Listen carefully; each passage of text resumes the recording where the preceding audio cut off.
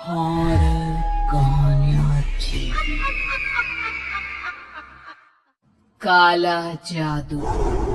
अपने बेटे रिशु के माथे से टपकते हुए पसीने को देखकर सविता की हालत खराब हो गई। ऐसा आज पहली बार नहीं हुआ जब रिशु नींद से घबरा कर जागा है।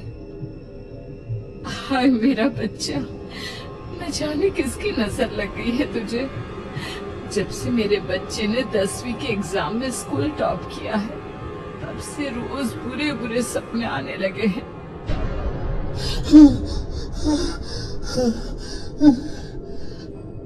हाँ माँ, मैंने आज फिर से एक काले साए को देखा। वो यहीं मेरी आंखों के सामने खड़ा था। माँ मुझे बचा लो माँ। वो मुझसे कह रहा था कि मुझसे बदला लेगा। माँ कहीं ये प्रशांत। चुप कर, कैसी बात कर रहा है? दोबारा उसका नाम मत लेना। तुझे पता है ना, उस प्रशांत ने आत्महत्या कर ली। तू बार बार उसका नाम मत लिया कर। मम्मी, क्या सच में प्रशांत ने आत्महत्या की थी? चुप कर, बहुत सवाल पूछता है आजकल। और फिर रात के वक्त सविता के पूरे घर में एक अजीब सा काला धुआं छाने लगा। गहरी नींद में सोई सविता की जैसे ही आंख खुली उसका दम घुटने लगा। वो दौड़कर रिशु के रूम की तरफ गई जहां उसके दरवाजे पर घूमती एक काली परछाई देख वो बुरी तरह से घबरा गई। कौन है वो? कौन है? सामने आओ। ये मैं हूँ, तुम्हारी काली करतूत।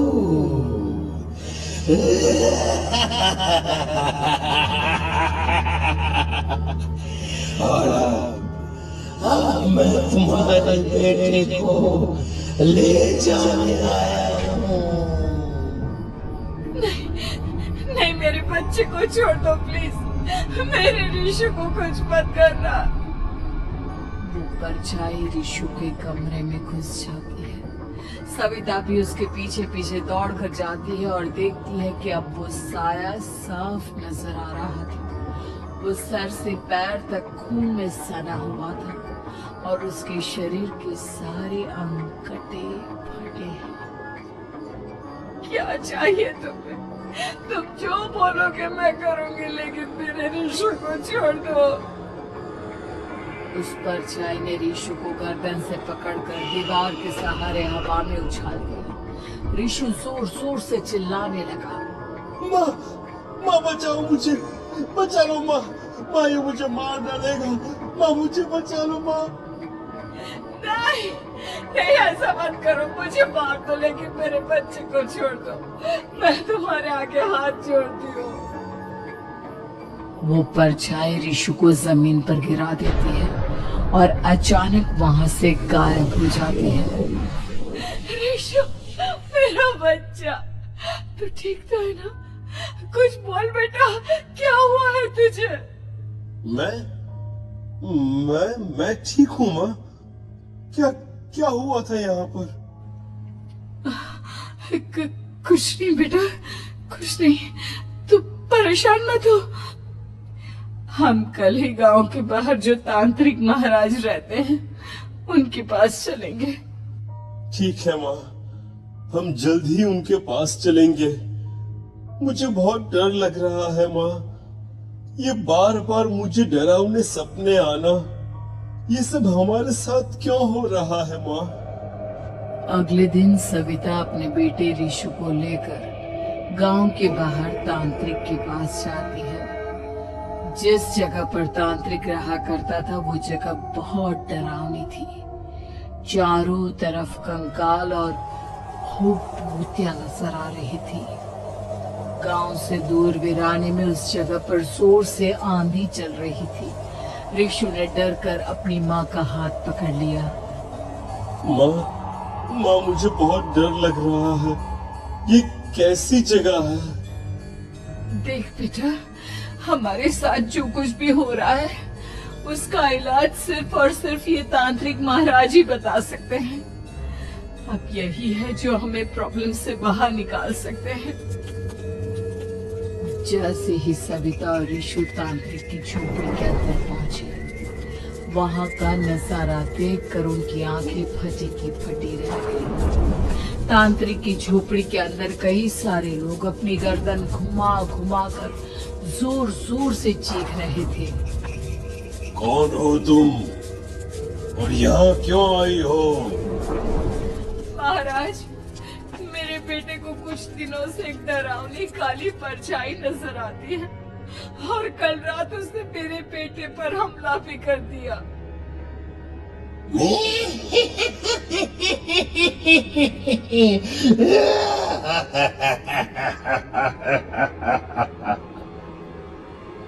मम्मी, मम्मी हमें यहाँ से चलना चाहिए। ये जगह मुझे ठीक नहीं लगती। नहीं नहीं बेटा, ऐसा नहीं कहते। रुक जाओ, 2 मिनट के लिए रुक जाओ। क्या कहा? काली परछाई? तुम्हारे बेटे पर किसी काली परछाई ने हमला किया? हाँ महाराज, वो कह रही थी कि वो मेरे बेटे को कुछ कर देगी। कोई उपाय बताइए महाराज, मेरे बेटे के साथ कुछ गलत नहीं होना चाहिए। तुमने किसी दूसरे के साथ गलत किया है तो तुम्हारे साथ भी गलत होकर ही रहेगा। तुमने किसी की जान ली है, किसी को मार डाला है तुमने। नहीं महाराज, मैंने ऐसा कुछ नहीं किया। मैंने किसी की जान नहीं ली। मुझे कोई उपाय बताइए। लगता है तुम इतनी आसानी से नहीं मानोगी। मैं तुम्हें अभी उस काली परछाई से मिलवा देता हूँ और वही सारा सच तुम्हारे सामने लेकर आएगा। हाँ? सविता और ऋषु ने डर के मारे अपनी आंखें बंद कर ली। तभी अचानक तांत्रिक की झोपड़ी में अजीबोगरीब आवाजें गूंजने लगी। सविता और ऋषु बुरी तरह से कांप रहे थे। आंखें खोलो और अपने सामने देखो। क्या यही है वो जिससे तुम कल रात को मिली थी? बताओ मुझे। हाँ, इसने कल रात मेरे बेटे के ऊपर हमला किया था। ये उसी लड़के की भटकती हुई आत्मा है जिसे कुछ दिन पहले तुमने मार डाला था। मम्मी ये महाराज क्या कह रहे हैं? क्या सच में आपने किसी की जान ली है, किसी को मार डाला है? अगर हाँ तो बताइए ना मम्मी, किसको मारा है आपने? किसको? तुम्हारी माँ इतनी आसानी से सच नहीं बताएगी बेटा। इसने एक बच्चे की जान ली है। कहीं उसका नाम प्रशांत तो नहीं महाराज?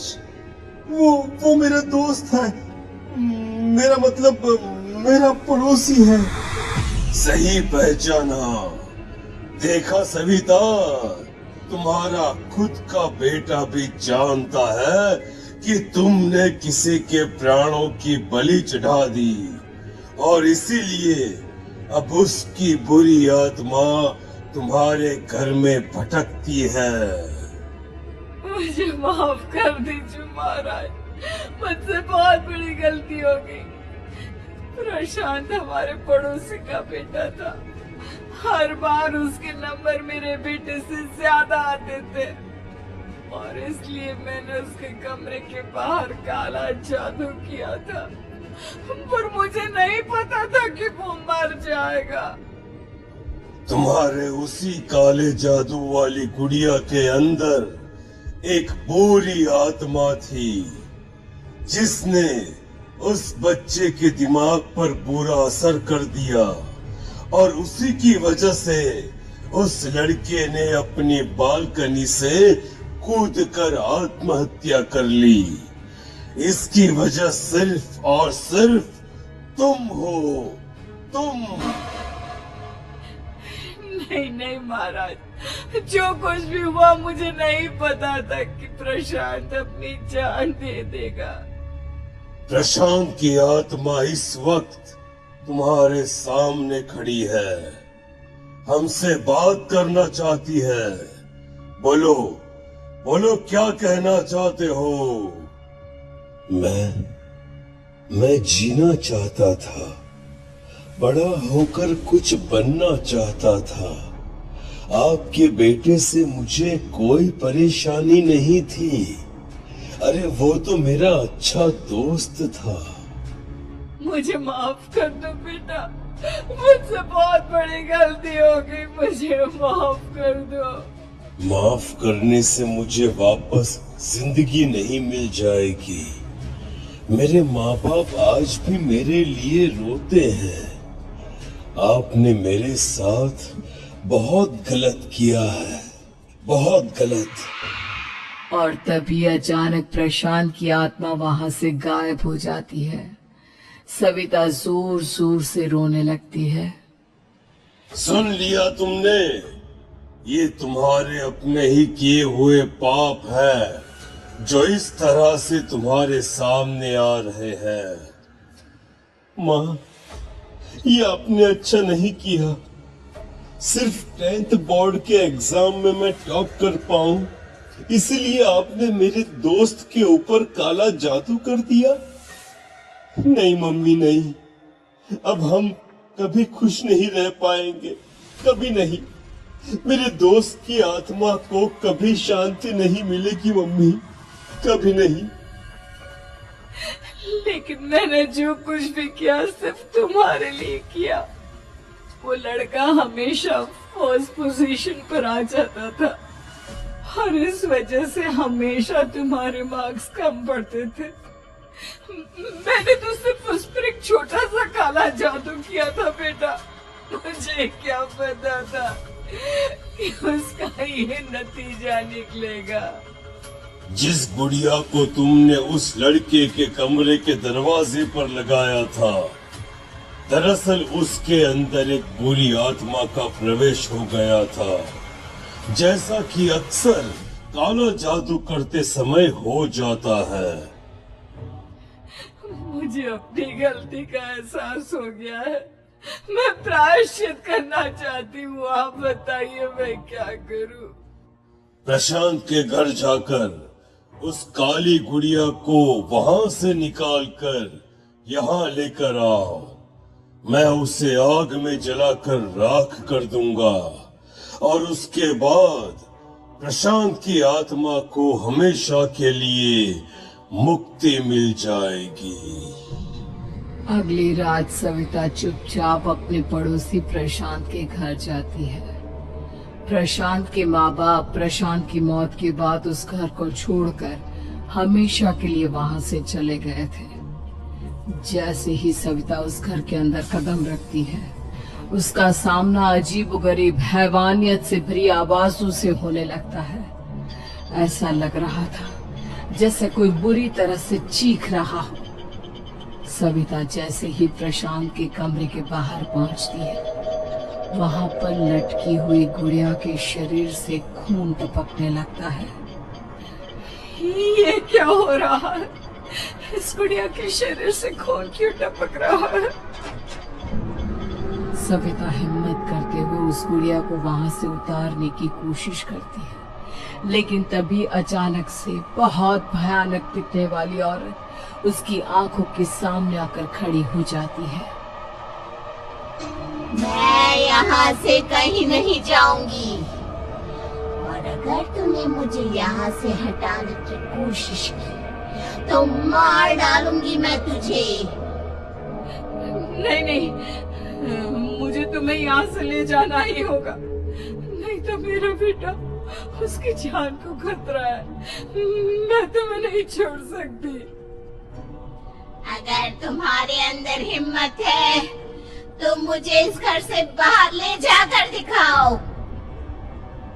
और ऐसा कहकर वो औरत सविता के ऊपर हमला कर देती है और उसे हवा में उछाल उछाल कर जमीन पर पटकती है। लेकिन तभी अचानक मौका देखकर सविता अपने हाथ में ली हुई सुई उसके हाथ में चुभो देती है।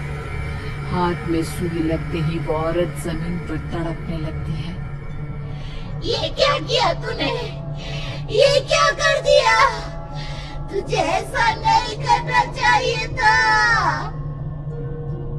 तांत्रिक ने मुझे कहा था कि तुझसे जीतने का सिर्फ यही एक तरीका है जिससे मैं अपने पापों का प्रायश्चित कर सकती हूँ और अपने बेटे की जान बचा सकती हूँ। और उसके बाद वो डरावनी दिखने वाली औरत एक छोटी सी जादुई गुड़िया में तब्दील हो गई और सविता ने उसे ले जाकर तांत्रिक को दे दिया। तांत्रिक ने जादुई गुड़िया को आग के हवाले कर दिया।